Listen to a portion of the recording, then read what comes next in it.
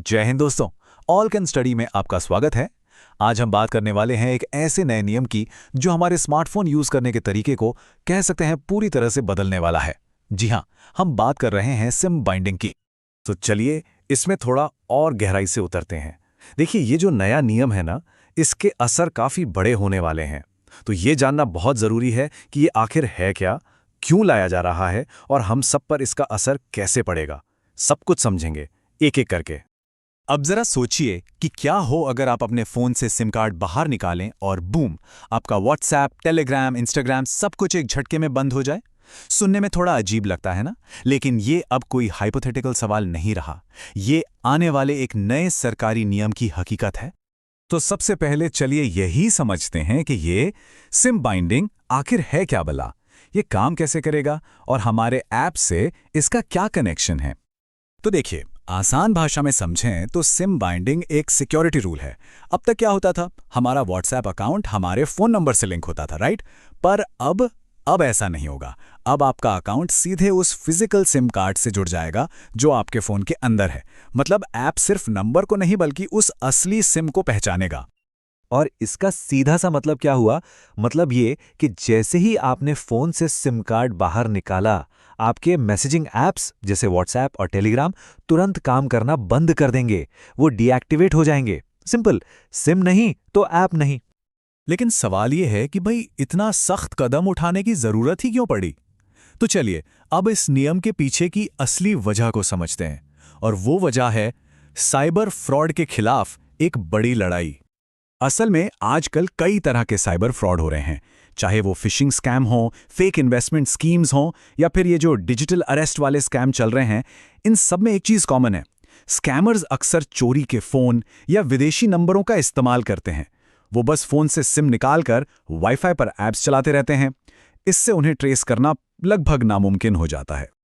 और ये नया नियम ठीक इसी लूप होल को बंद करता है। अब जब सिम के बिना ऐप चलेगा ही नहीं, तो स्कैमर्स का ये तरीका पूरी तरह से बेकार हो जाएगा। टेलीकॉम कंपनियां भी इस कदम का समर्थन कर रही हैं। उनका कहना है कि इससे अपराधियों को ट्रैक करना, ये पता लगाना कि फ्रॉड कौन और कहां से कर रहा है, बहुत आसान हो जाएगा। और सरकार इस मामले में कितनी सीरियस है, इसका अंदाजा आप इस जुर्माने की रकम से लगा सकते हैं, 50 लाख रुपए। जी हां, जो कंपनियां इस सिम बाइंडिंग नियम को लागू नहीं करेंगी, उन पर इतना भारी जुर्माना लग सकता है। चलिए अब बात करते हैं सबसे जरूरी सवाल की कि हम जैसे आम यूजर्स की जिंदगी पर इसका क्या असर पड़ेगा। क्योंकि यहीं पर यह नियम सिर्फ एक पॉलिसी नहीं रहता, बल्कि हमारी रोज की आदत बन जाता है। आइए कुछ आम सिचुएशंस देखते हैं। पहली, अगर कोई सिर्फ वाईफाई वाले टैबलेट या किसी दूसरे फोन पर बिना सिम के व्हाट्सएप चलाता है, तो अब वो नहीं चलेगा। दूसरा, जो लोग कंप्यूटर पर व्हाट्सएप वेब यूज करते हैं, उन्हें अब हर 6 घंटे में लॉग आउट कर दिया जाएगा। मतलब बार बार क्यूआर कोड स्कैन करना पड़ेगा। और तीसरा, अगर कोई विदेश जाता है और वहां का लोकल सिम डालता है, तो उसके इंडियन नंबर से जुड़े सारे ऐप्स तब तक के लिए बंद हो जाएंगे। डुअल सिम फोन वालों के लिए ऐप्स चलेंगे, लेकिन जैसे ही प्राइमरी सिम निकाला, उससे जुड़ा अकाउंट डीएक्टिवेट हो जाएगा। तो सीधा सा हिसाब है, डिवाइस में सिम कार्ड नहीं तो ऐप भी नहीं। और हाँ, ये सिर्फ व्हाट्सएप के लिए नहीं है। टेलीग्राम, सिग्नल, स्नैपचैट, मतलब हर वो ऐप जो यूजर की पहचान के लिए मोबाइल नंबर का इस्तेमाल करता है, उस पर यह नियम लागू होगा। तो जाहिर है, इस पूरे बदलाव में एक तरफ सुरक्षा है तो दूसरी तरफ सुविधा, सिक्योरिटी वर्सेस कन्वीनियंस की एक क्लासिक बहस। तो चलिए इसके फायदे और नुकसान दोनों पर एक नजर डालते हैं। फायदा तो साफ है, साइबर क्राइम और ऑनलाइन फ्रॉड में भारी कमी आएगी। हमारे अकाउंट्स भी ज्यादा सेफ होंगे और अपराधियों को पकड़ना आसान होगा। लेकिन इसका दूसरा पहलू भी है। नुकसान यह है कि हम सबको बार बार लॉगिन करने की झंझट होगी। कुछ लोग इसे प्राइवेसी पर हमला भी मान सकते हैं कि एक तरह की जरूरत से ज्यादा निगरानी है। और हाँ, कंपनियों के सर्वर पर भी लोड तो बढ़ेगा ही। तो ये बहस तो चलती रहेगी कि सुरक्षा ज़्यादा ज़रूरी है या सुविधा।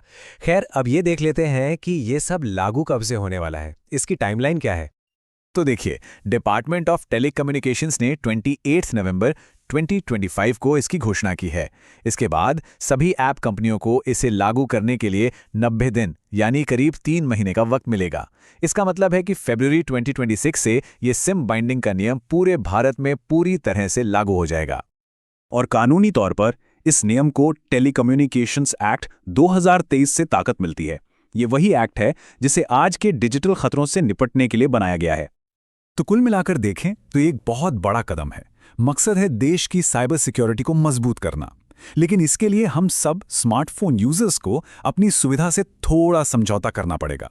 और यहीं आकर एक बड़ा सवाल खड़ा होता है कि क्या ये सुरक्षा के लिए एक जरूरी कीमत है या फिर हमारी सुविधा के साथ एक जरूरत से ज्यादा बड़ा समझौता।